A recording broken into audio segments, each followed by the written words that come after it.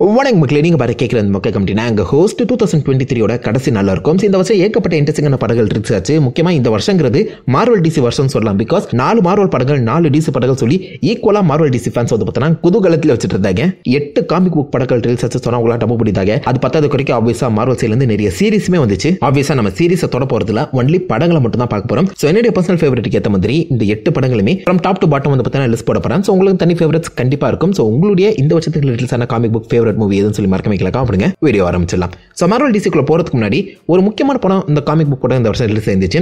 Teenage mutant ninja turtles mutant மேகம். இது anime ஸ்டைலில் தான் வந்து பார்த்தீங்கன்னா ரிலீஸ் பண்ணியிருந்தாங்க. கிட்டத்தட்ட இந்த ஸ்பைடர்வர்ஸ் ஸ்டைல் ஆஃப் அனிமேஷன் சொல்லலாம். சம் இன்ட்ரெஸ்டிங்கான ஒரு படம். இந்த டீனேஜ் மியூட்டன்ட்டும் ஆக்சுவலாக காமிக் புக்ல தான் இவால்வ் ஆகி வந்துச்சு. பட் மார்வல் டிசிக்குள்ள இல்லாத சமயத்தில் தான் இதை வந்து நான் தனியாக ஹானரபிள் மென்ஷன்ல போட்டிருக்கேன். செம்ம இன்ட்ரெஸ்டிங்கான ஒரு படம், செம்ம ஜாய்ஃபுல்லாக என்ஜாய் பண்ணி பார்த்த ஒரு படமாக இருந்துச்சு.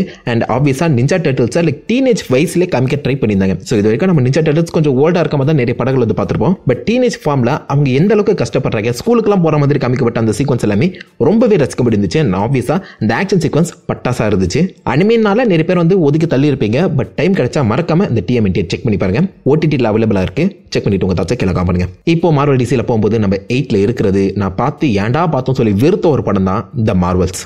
இந்த படத்துக்கு ஹைப்னு சொல்லி பெருசாக ஒன்றும் கிரியேட்டே ஆகலைங்க. காரணம் இந்த படத்தை வந்து ப்ரொமோஷனுங்கிறத அவங்க ரொம்ப வீக்காக தான் பண்ணாங்க.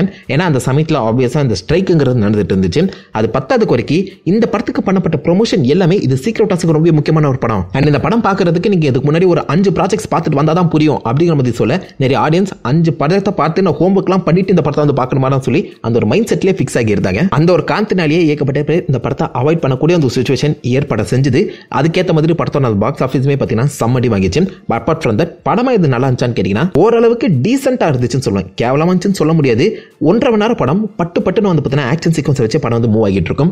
கதைக்கு அவங்க இன்ட்ரெஸ்டே போடல. ஐ மீன் லிட்டரலா இந்த போஸ்ட் கிரெடிட் சீனை உங்க கண்ணில் நான் காமிக்க போறேன்டா, இந்த யூடியூப்ல ரிலீஸ் பண்றதுக்கு பதிலாக இந்த படமா ரிலீஸ் பண்ணா கொஞ்சம் கல்லா காட்டலாம், அதனால தான் பட்டுன்னு இந்த மொத்த ஆக்ஷன் சீக்வன்ஸை பார்த்துட்டு நீங்க இந்த போஸ்ட் கிரெடிட் சீனை பாருங்க அப்படிங்கிற மாதிரி பட்டுன்னு தேவையில்லாத ஒரு படத்தை குப்பை மாதிரி கொட்டி வச்சிருப்பாங்க. இந்த படத்தோட ஒரே பாசிட்டிவ் பாயிண்ட் யா தெரியுமா? இமானுவேல் என்னோட மிஸ் மார்வல் அவங்க மட்டும் தான் படத்துக்கு ஒரு சார்மை கொண்டு வந்திருப்பாங்க.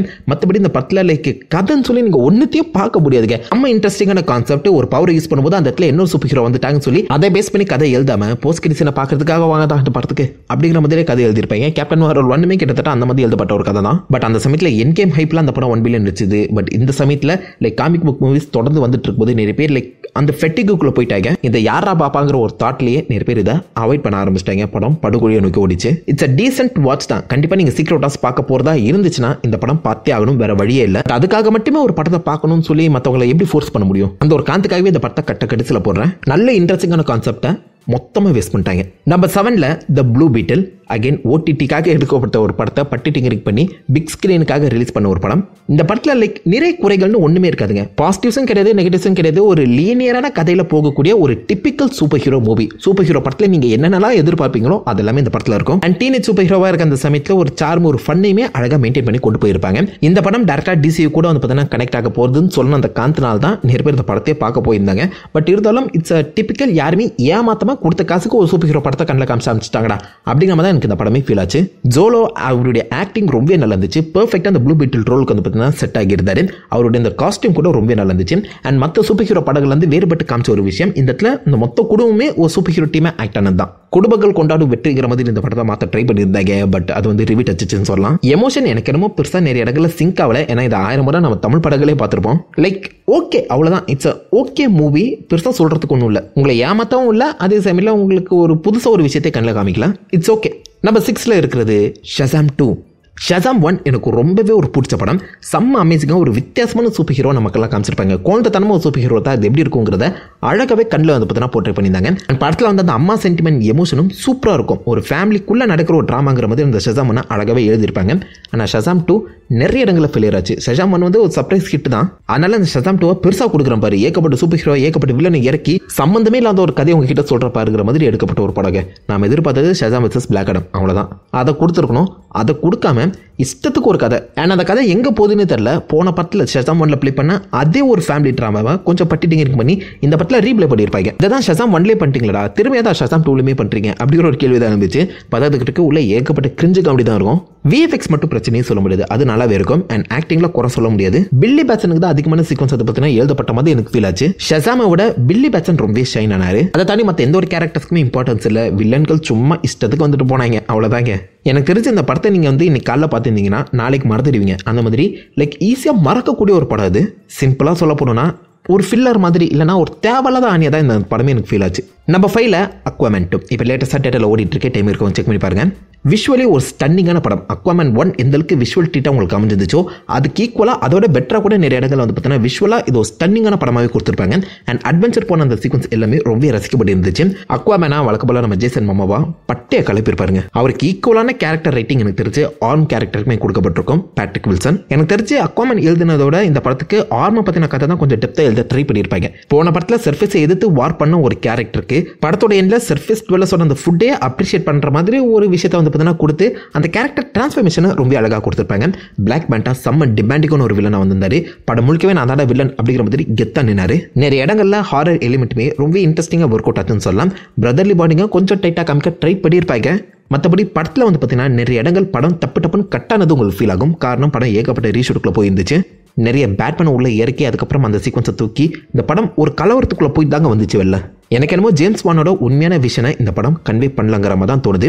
பிரதர்ஹுட்டு, ஃபாதர்ஹுட்டு, அதே சமயத்தில் ஒரு கிங்கை எப்படி இருக்கணுங்கிற மாதிரி ஏகப்பட்ட அந்த ஸ்டோரி லைன் வந்து பார்த்தீங்கன்னா ஜம்பிள் ஆகிக்கிட்டே இருக்கும். இந்த ஸ்டோரியில் ஒழுங்காக எனக்கு ஒர்க் அவுட் ஆனது ஆப்வியஸாக பிளாக் பேண்டாவோட அந்த வெஞ்சன்ஸ் ஸ்டோரி லைன் தான். அது ரொம்ப இன்ட்ரெஸ்டிங்காக இருந்துச்சு. அதை மட்டுமே அட்லீஸ்ட் ஃபோக்கஸ் பண்ணி பிரதர்ஹுட் ஸ்டோரி இன்னும் கொஞ்சம் பெட்டராக அவங்க சொல்லியிருந்தாங்கன்னா படம் ரொம்ப சாலிடான ஒரு படமாக வந்திருக்கும். பட் படத்தோட கதை வந்து பார்த்தீங்கன்னா அங்கேயே தாவிட்டு இருந்தது. எனக்கு சத்தியமே வெறுப்பை தான் கிளப்பி விட்டுச்சு. ஓவராலாக ஒரு டீசென்டான வாட்ச். கண்டிப்பாக தியேட்டர் எக்ஸ்பீரியன்ஸ் நீங்கள் பார்த்தீங்கன்னா ஜாலியாக ஒரு வேற உலகத்துக்கு போயிட்டு வந்த ஒரு ஃபீல் அது கண்டிப்பாக கொடுக்கும். பட் அக்வாமேன் 1 அளவுக்கு இல்லை, சிம்பிள் அஸ் தட். அதுல இருந்து ஒரு கதை நேர்த்தி எனக்கு தெரிஞ்சு இந்த படத்தில் இல்லைங்க, அவ்வளோதான். Number 4ல Quantumania. ஆண்ட்மேன் அந்த வாஸ்புக்கு இப்போதைக்கு வில்லனா கேங்க இறக்கி விட்டுருக்காங்க அப்படின்னு சொல்லி அந்த படத்தோட ஃபர்ஸ்ட் டேல பார்க்கும்போதே தக்காளி வெறித்தனமா இருந்துச்சு. ஏன்னா அந்த சமயத்தில் கேங் வந்து சூப்பரா ப்ரொமோட் பண்ணிட்டு இருந்தாங்க. லோகி சீசன் 1ல பார்த்து சில்லறை செதற விட்டு கேங்க இதுக்கப்புறம் பயங்கரமா தான் காட்ட போறாங்க, இவர் தான் பாசிபிளி பிரைம் கேங்கா இருக்கணுங்கிற ஒரு எண்ணத்துல தான் படத்துல போய் உட்காந்தா கேங் அங்க வச்சு காமெடி பண்ணி வச்சிருப்பாங்க. ஐ மீன் லிட்டரலா இந்த பக்கம் ஆண்ட்மேன் வந்து பார்த்தீங்கன்னா கேங்க பண்டாதிட்டு இருப்பாரு. ஆண்ட்மேனே இந்த பக்கம் கேங்க அடிக்கிற அந்த சமயத்தில் அந்த இடத்துல நம்ம கேப்டன் அமெரிக்கா இருந்ததுதான் என்ன நடந்திருக்குன்னு மட்டும் யோசிச்சு பாருங்க. சத்தியமா கேங்க கையால அடிச்சு கொண்டிருப்பாருங்க. பத்தாத குறைக்கு எறும்புகளால நசுக்கப்படுறதுன்னு சொல்லி இந்த கேங்க காமெடி பீஸா மாத்தினது எனக்கு வெறுப்பு ஏத்திருந்தாலும் அதை தாண்டி நிறைய இன்ட்ரெஸ்டிங்கான அந்த வேர்ல்ட் பில்டிங் நல்லாவே இருந்துச்சு. ஃபர்ஸ்ட் டைம் குவாண்டம் ரெல்மை வந்து பார்த்தீங்கன்னா நம்ம சூப்பராக எக்ஸ்ப்ளோர் பண்ண ஆரம்பிச்சிருந்தோம். குவாண்டம் ரெல்முக்குள்ளேயுமே மனிதர்கள் இருக்காங்க. அவங்க அந்த பக்கம் கேங் வந்து கண்ட்ரோல் பண்ணி அந்த மனிதர்கள் எப்படி இந்த ரெவல்யூஷன் வந்து பில்ட் பண்ணாங்க, நம்ம ஆண்ட்மேன் குவாண்டம் ரெல் மக்களுக்கு எப்படி ஹெல்ப் பண்ணாரு, ஆண்ட்மேனோட அந்த அப்பா பாசம் என்ன மாதிரி ஒர்க் அவுட் ஆகுது, அவரும் ஒரு புத்திசாலியான அமைஞ்சது தான் அப்படிங்கிறத காமிக்க ட்ரை பண்ணது. தம் பிள்ளைக்காக உசுர கூட கொடுக்க தயாரான ஒரு அப்பங்கிற மாதிரி அவங்க காமிச்சது எல்லாமே ரொம்பவே ரசிக்கப்பட்டு இருந்துச்சு. படத்தோட எண்ட்ல கேங் டைனஸ்டிக்கான ஒரு ஸ்ட்ராங்கான ஃபவுண்டேஷன் போட்டு போயிருப்பாங்க. எனக்கு தெரிஞ்சு இந்த போஸ்ட் கிரெடிட் சீன் வேஸ்டா தான் ஆயிடும்னு நினைக்கிறேன். ஏன்னா கேங் டைனஸ்டி வரப்போறதுல. பட் அந்த படத்தை நீங்க ஃபர்ஸ்ட் டைம் பார்க்கும்போது தியேட்டர்ல லைக் வாவ்டா அப்படின்னு சொல்லி நான் வந்து மைண்ட் ப்ளோனான ஒரு மொமெண்ட். அது லோகேயுமே காமிச்சு போஸ்ட் கிரெடிட்ஸை செதுக்கி விட்டுருப்பாங்க. போஸ்ட் கிரெடிட்ஸை நான் காமிச்சு நம்மளை ஏமாத்துறதே மார்வல் வந்து பார்த்தீங்கன்னா வேலையை வச்சிருக்காங்க சொல்லலாம். ஏன்னா படம் வந்து பெருசாக சொல்ற அளவுக்குலாம் ஒன்றும் இல்லைங்க. கிரிஞ்சு காமெடி நிறைய இருக்கும். முக்கியமாக அது வரைக்கும் லைக் ஆண்ட்மேனை கொல்லணும்னு தவிச்சிட்டு இருந்த மோடாக்கு வந்து பார்த்தீங்கன்னா ஃபைனலாக லைக் ஹீரோவா மாற்றி விட்டுருவாங்க. அந்த இடத்துல ஒரு எமோஷனல் டெத் சீன் கொடுக்குற அந்த சமயத்தில் வந்து பார்த்தீங்கன்னா காமெடி வச்சு வச்சிருப்பாங்க. ஏன்டா இப்படி பண்றீங்க? பட் ஜானத்தன் மேஜர்ஸ் கேங் வந்து ஸ்ட்ராங்கான ஒரு பெர்ஃபார்மன்ஸ். அண்ட் இந்த குவாண்டம் ரெல்ம் காமிச்ச விதம் விஎஃப்எக்ஸ்ல எந்த ஒரு குறையுமே சொல்ல முடியாது. ஜானட்டா நடிச்சவங்களோட பெர்ஃபார்மன்ஸ் சூப்பராக இருக்கும். ஹேங்க் பிம்க்கு ஒரு செம்ம ஹை பாயிண்ட் வந்து பார்த்தீங்கன்னா எழுதப்பட்டிருக்கும்.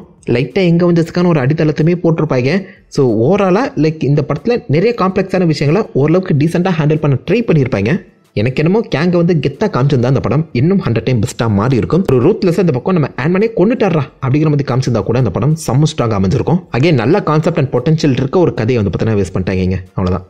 அதை ஃபாலோ பண்ணி நம்ம 3ல இருக்கிறது த ஃப்ளாஷ். ரொம்ப நாளாக ஃப்ளாஷுக்கு ஒரு தனி படம் வராதான்னு சொல்லி ஏங்கிட்டு இருக்க அந்த சமயத்தில் ஃப்ளாஷ் பாயிண்ட்டே அடாப்ட் பண்ணி ஒரு படம் வரப்போகுதுன்னு சொன்னால் யாருக்கு தாங்க பிடிக்காது? எனக்கு ஃப்ளாஷ் பாயிண்ட் காமிக்கும் பிடிக்கும், அந்த அனிமேஷன் படமும் ரொம்ப பிடிக்கும். அதுக்கேற்ற மாதிரி இந்த படத்தோட ஓப்பனிங் சீக்வன்ஸ் கிட்டத்தட்ட இந்த சூப்பர்களை காப்பாற்றுற வரைக்கும் படம் வந்து பார்த்தீங்கன்னா பட்டாசாக தான் இருந்துச்சு. நிறைய விஷயங்களை அழகாக ஹேண்டில் பண்ணிட்டு இருந்தாங்க. முடிஞ்ச அளவுக்கு மல்டிவர்ஸை இந்த மார்வல் மல்டிவர்ஸ்லேருந்து வித்தியாசப்படுத்தி காமிக்கிறதுமே தாண்டி ரொம்ப சிம்பிளாக ஈஸியாக புரியுற மாதிரி எக்ஸ்பிளைனும் பண்ணியிருந்தாங்க.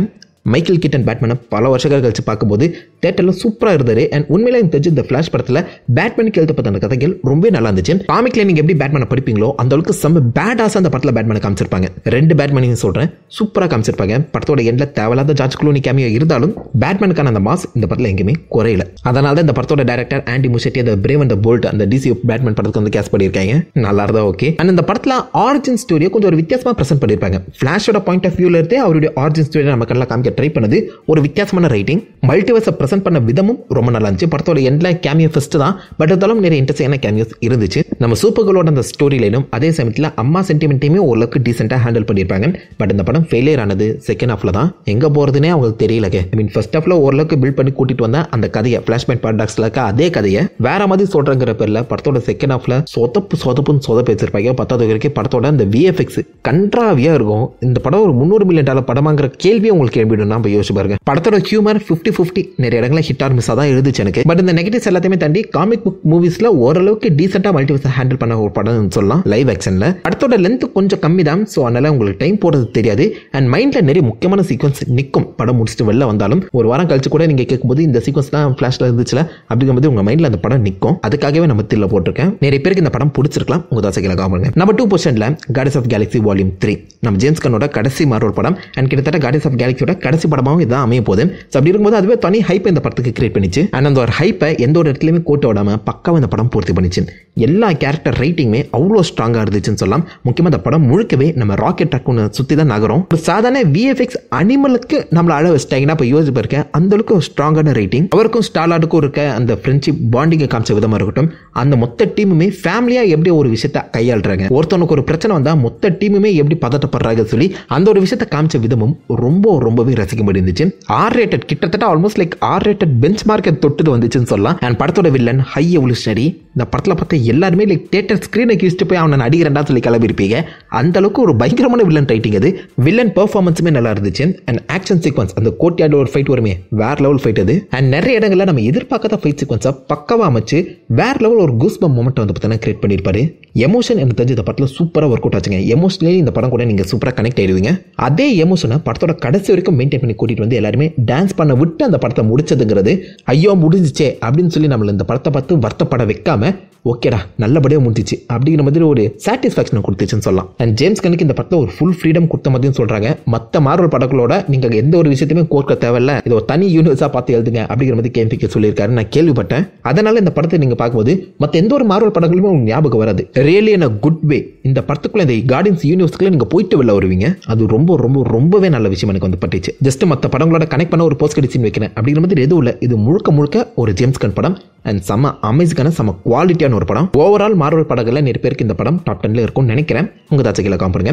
And finally number 1 position obvious எல்லாருமே கெஸ் பண்ணியிருப்பீங்க, ஸ்பைடர்மேன் அக்ராஸ் த ஸ்பைடர்வர்ஸ். இந்த படத்துக்காக நல்லா வெறி கொண்டு வெயிட் பண்ணிட்டு இருந்தேன், எப்படா அந்த படம் வரும் தியேட்டர்ல பார்க்கணும்னு சொல்லி. அண்ட் ஜஸ்ட் அன் அமேசிங் மூவிங்க. உங்க ஒரு மார்வல் ஃபேனா இருந்தீங்கன்னா இந்த படத்தை அப்படியே ஒவ்வொரு ஃப்ரேமா என்ஜாய் பண்ணுவீங்க. ஒரு காமிக் புக்கோட பேஜை ஃபிளிப் பண்ற மாதிரி லைக் அனிமேஷனா அவ்வளோ பக்கவா அமைச்சிருப்பாங்க. ஒரு ஃப்ரேமை நீங்க வந்து பாஸ் பண்ணீங்கன்னா அது ஒரு காமிக் புக் ஃப்ரேம் மாதிரி உங்களுக்கு ஃபீல் கொடுக்கும். அனிமேஷன் டாப் நாச், எந்த ஒரு குறையுமே சொல்ல முடியாது. போன படத்தை விட இந்த படத்தில் அனிமேஷன் இன்னும் பெட்டரா மாத்திருப்பாங்க தான் சொல்லணும். நிறைய விதவிதமான மல்டிவர்ஸை ஜஸ்ட் காமிக்கணும் உங்களுக்கு காட்டாம ஏகப்பட்ட யூனிவர்ஸ்ல என்னென்ன மாற்றங்கள் நடந்திருக்கு, அது எப்படி மைல்ஸ் மாரல்ஸை பாதிக்குதுன்னு சொல்லி அதை அழகா பெர்ஃபார்ம் பண்ணியிருப்பாங்க.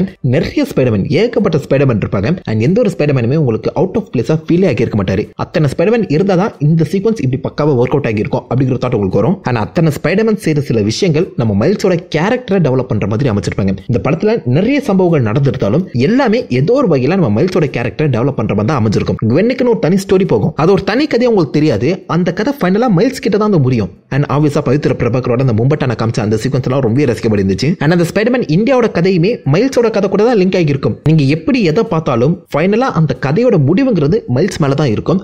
அந்த கேரக்டருக்கு அவ்வளோ வேல்யூ கொடுத்து அப்படி எழுதியிருப்பாங்க, செதுக்கியிருப்பாங்க ரைட்டிங்ல. அண்ட் படத்தோட எண்டிங்ல வந்து அந்த ட்விஸ்ட்டை கண்டிப்பாக யாருமே கெஸ் கூட பண்ணிருக்க மாட்டீங்கன்னு நினைக்கிறேன். அப்படி ஒரு ட்விஸ்ட் நம்ம ஸ்பைடர்மேன் 2099 அவருக்கு வந்து அந்த music it's not canon event அப்படின்னு சொல்ற அந்த ஒரு விஷயம் மீமாவே மாறிச்சு. நிறைய லைவ் ஆக்ஷன் சீக்வன்ஸ் வந்து பார்த்தீங்கன்னா ஒரு சின்ன கால் பேக் மாதிரி கொடுத்து அதையுமே படத்தோட கனெக்ட் பண்ணி அந்த கதையில நம்ம மைல்ஸ் மொரால்ஸ் உள்ள நுழைச்சிருப்பாங்க. திரும்பவும் டைம் கழிச்சா மறக்காம இந்த படத்தை போய் உட்காந்து பாருங்க. எல்லா விதமான டைலாகுமே ஏதோ ஒரு வகையில மைல்ஸோட அந்த கேரக்டர் டெவலப்மெண்ட்டுக்காக தான் அமைஞ்சிருக்கும். அப்படி எழுதியிருப்பாங்க. ஸோ எனக்கு தெரிஞ்ச ரைட்டிங் இந்த படத்தோட ஒரு ஸ்ட்ராங் பாயிண்டா இருக்கு. அதே மாதிரி animation super strong point. Voice acting சொல்லவே தேவையில்ல. ஸ்பாட் வில்லனை இன்னும் கொஞ்சம் பெட்டரா காமிச்சிருக்கலாம். இந்த படத்தில் எனக்கு பிடிக்காத ஒரு விஷயமும் இருக்கு. இந்த இன்டு த ஸ்பைடர்வர்ஸ்ல மியூசிக் எல்லாமே சூப்பராக இருக்கும், சூப்பர் ஐகானிக்காக இருக்கும். அந்த அளவுக்கு ஐகானிக்கான மியூசிக் இந்த படத்தில் இல்லை. ஸோ இந்த படத்தில் என்னென்ன பாட்டு வந்துச்சுன்னு கூட இப்போ ஞாபகம் இல்லை, திரும்ப உட்காந்து கேட்டால் தான் ஞாபகம் வரும். ஆனால் இன்டு த ஸ்பைடர்வர்ஸ்ல இந்த சன்ஃப்ளவர் பாட்டாக இருக்கட்டும், வாட்ஸ்அப் டேஞ்சர், இந்த மாதிரி நிறைய பாட்டு அப்படியே மைண்டில் ஃபிக்ஸ் ஆகிடுங்க. எனக்கு தெரிஞ்சு பியாண்ட் த ஸ்பைடர்வர்ஸ்ல இன்னும் கொஞ்சம் அந்த பாட்டுக்கு இம்பார்ட்டன்ஸ் கொடுத்தாங்கன்னா நல்லா இருக்கும்னு தோணுது. ஸோ அது மட்டும் தான் எனக்கு தெரிஞ்ச மைனஸ் பாயிண்ட். மற்றபடி ஓரளவு டாப் நாச் படம். அது காமிக் புக் ஃபேனாக இருக்கீங்களோ இல்லையோ, ஒரு ஸ்பைடர்மேன் ஃபேனாக இருக்கீங்களோ இல்லையோ, ஒரு நல்ல படம் இது, அதை மட்டும் மிஸ் பண்ணுறாதீங்க. இன்னும் ஒரு தனி படமாக அது ஒர்க் அவுட் ஆகியிருக்கும். அடுத்த படம் பார்த்தா தான் அந்த படம் புரியும் அப்படிங்கிற மாதிரி அவங்க முடிக்கவே இல்லை. இந்த ஒரு படம் தனியாகவே ஒர்க் அவுட் ஆச்சு. அடுத்த படம் பார்த்தா இன்னும் பெட்டராக புரியும். இது என்னுடைய பர்சனல் ஃபேவரட் லிஸ்ட்டு. உங்களுடைய ஃபேவரட் லிஸ்ட்டை மறக்காம காமெண்ட் பண்ணிட்டு அந்த லேக் மாதிரி தட்டி விடுங்க. நான் உங்களை நல்ல ஒரு ஆசமான வீடியோ மீட் பண்ணிட்டு வந்திருக்கேன். Have fun guys. வட்டா.